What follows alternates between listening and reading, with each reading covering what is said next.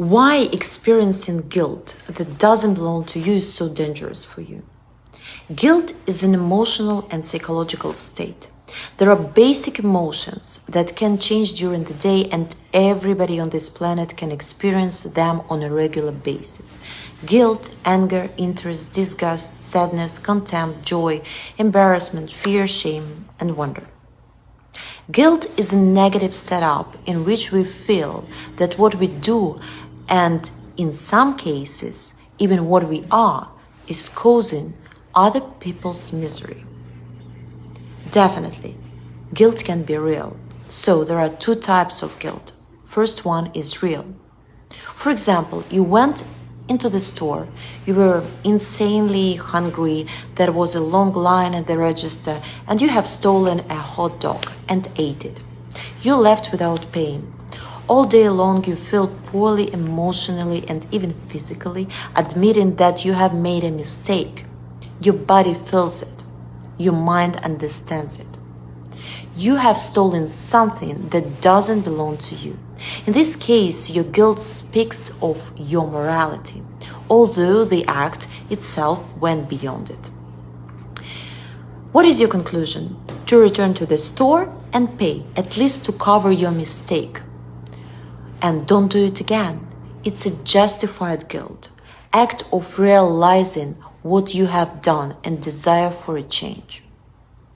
The second way of feeling guilt is to attribute guilt by manipulating the person who understands your psychology very well. For example, in your childhood, your mother raised you very strictly. She put you in the corner, she punished you, and she suggested that you should be a good boy. You grew up and got married after years. Your wife, over the years together, knows you so good, and she understands very well all your weaknesses and how she can pin you, how she can manipulate you to make you feel guilty, using opinion of relatives, neighbors, kids, adding there a sense of duty, how responsible you should be.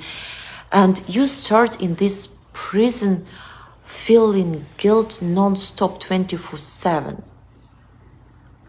And wherever you are, whatever you do, you feel guilty. And then you go out and you feel guilty everywhere. And you feel responsible for everything. At work, in the street, at home. Because it's an installed pattern of behavior and feature in your brain. Your guilt becomes your shade, your second self, that you experience it even when you're not guilty. And let's say there was a situation during the day that you had to raise up your voice on somebody because you had to set up your boundaries and stand for yourself or your kids or your family. And you yelled at somebody. And even that person was really wrong or abusive or disrespectful. And after that act, you felt guilty after you yelled. Because guilt, it's second yourself. And this is the only emotion you know how to process very well. Thank for those who caused and cultivated that feeling of guilt, even in those cases when you're right. That was a huge manipulation and damage to your psycho-emotional health. I have to tell you more.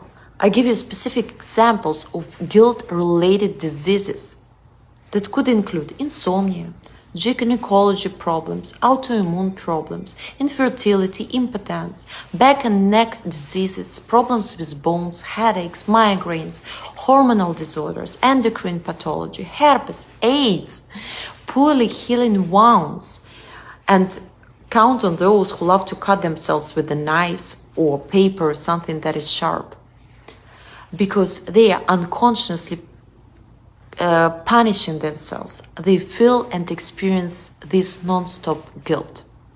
Guilt that is hidden or unrecognized in their psychological system. So please think twice before you're being manipulated by people who embed destructive emotions into you. You will need help later on, but who will help you to recover from serious physical and emotional disorders?